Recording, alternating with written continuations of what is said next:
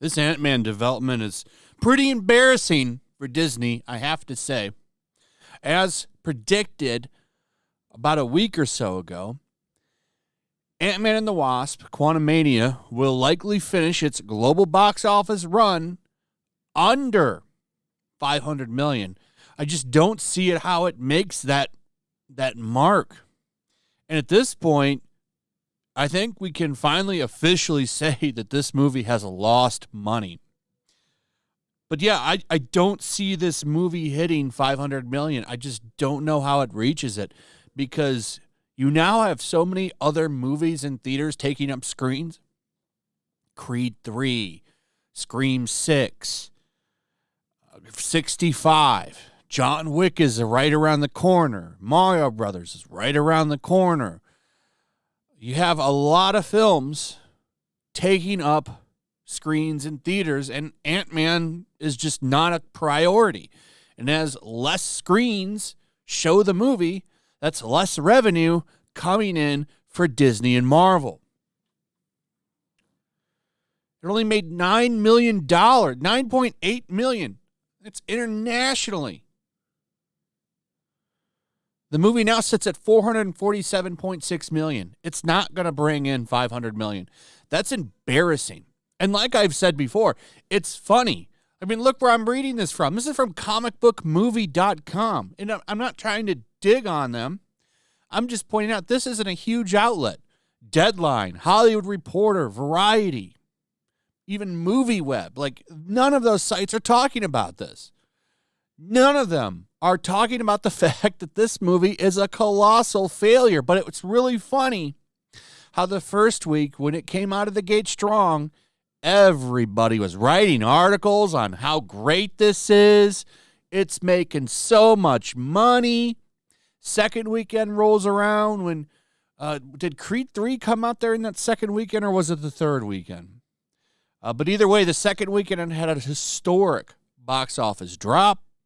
And then the third week, it fell off a cliff. Why did that happen? Because I'm pretty sure that's when Creed 3 came out.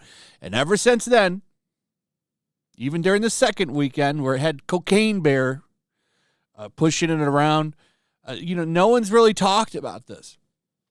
Nobody has had shit to say about the failure that is Ant-Man 3. It should tell you a lot, actually, how these critics cover up, these journalists that cover up for Marvel anytime something like this happens. This should be bigger news. It really should be, because it shows you the weakening state of the MCU. It's not really the powerhouse that it used to be. It's very rare that you see this happen. But while this one is going to officially lose money, you still used to see them at least break even. The box office for the MCU has been on decline for a while, but they usually would at least break even. Now, the things are going to change when Guardians comes out. I don't know how much money Guardians 3 is going to make, but I'm sure it'll do well. And it's going to say, this shows those naysayers, until the next Marvel movie comes out that doesn't have Guardians of the Galaxy attached to it. What is the next movie after that? The Marvels? Now, that movie is going to be a shit show. I can't wait for the Marvels to hit theaters. You don't have two Avengers movies propping this up this time. Now, we talked about this the other day, and that said apparently Brie Larson has been a nightmare on set, which I tend to believe when you consider her past and the rumors that leaked out from Avengers Endgame and how she was having problems with her co-stars during that movie. Now you hear the same shit again with the Marvels. Apparently she's mad that she didn't get a Captain Marvel too. Every other Avenger gets their own title, their own character in the title, but she's not. I honestly think that she's not in the wrong there. I mean, it's kind of insulting. Really, it kind of is. All the other top Avengers have their own franchises. Captain Marvel's got to share hers. I don't think that she's wrong to be a little upset about that. However, I've been wondering where the Brie Larson Defense Task Force is. It's my name for people that just always look for anybody saying anything bad about this woman. She has her own little crew that just runs around defending her like crazy. And they finally showed themselves and let you know that scoopers are all putting out there that anyone who says anything bad about Brie Larson, their queen, their goddess, those people are not just sexist, but they're also racist, because she's a white woman. So apparently to insult her is insulting people of color as well. You're also a right-winger and an incel. Just all the buzzwords now. We can't just use one anymore because we've devalued these words so much that they literally have no power anymore. So to make up for that, we're just going to call you every single one of the istophobes. That's the way to go. Combine them all for the ultimate attack. You've only seen 5% of their power. Now you're facing them at full power. So throw every istophobe. This is why you just use istophobe. Most channels do now. They'll say istophobe. It's because none of these words really matter anymore. But they still use them.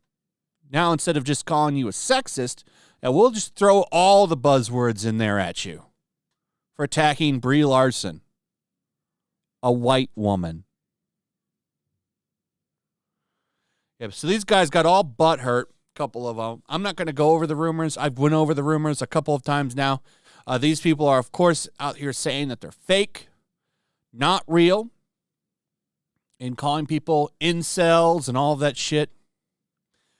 Again, I've heard nothing negative about this production. The movie has gotten more positive praise from test than other MCU films this year. Sexist YouTubers use Larson as a way to garner favor with sexist and racist. And at the Snyder is no different. And say that was a rumor that the test scores are bad, which I believe. That's been backed up by 3 other scoopers that have said that this movie is in trouble, including hardcore feminist Grace Randolph. Want to put that out there. Better than Guardians of the Galaxy 3? No. Here's another one. The report about Brie Larson being difficult on the set of the Marvels is absolutely false. She was looking forward to the sequel being a team-up. I don't believe these people. I think she is mad about it. It's from an ego standpoint that I think anybody would have from their work. Like, I had this movie, it made $1 billion. All these other characters got their own movies. Why don't I get my own movie? And then, the idea is that she's clashing with someone on set. These things happen. She's, in some ways, she's a Hollywood queen right now. And queens want their respect. So I'm just saying, I think dismissing these outright is kind of funny, especially from people that are so quick to use buzzwords. So it's like they're just mad that they're not getting the attention for breaking this shit because they didn't want to break these things. Because if they did, they would be making their queen look bad. So the other way to go about it is to defend the queen. Anyway, let me know what you guys think about this. What are your thoughts? Also, if you would, please like, subscribe, share the video. Make sure you're still subscribed. Hit that notification bell. Check out my locals and my Rumble. I'll see you on the next one. Peace. Make sure to check out my locals. There's a link in the description. It's a fun community that I'm trying to build over here. If you don't want to support me on YouTube, you can come over here. None of that money goes to YouTube.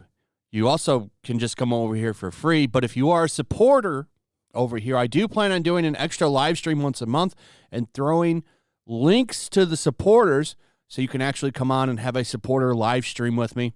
Also, it's a good place to catch all of my content. You don't have to worry about notifications like YouTube. They'll definitely work over here. So come check out my locals.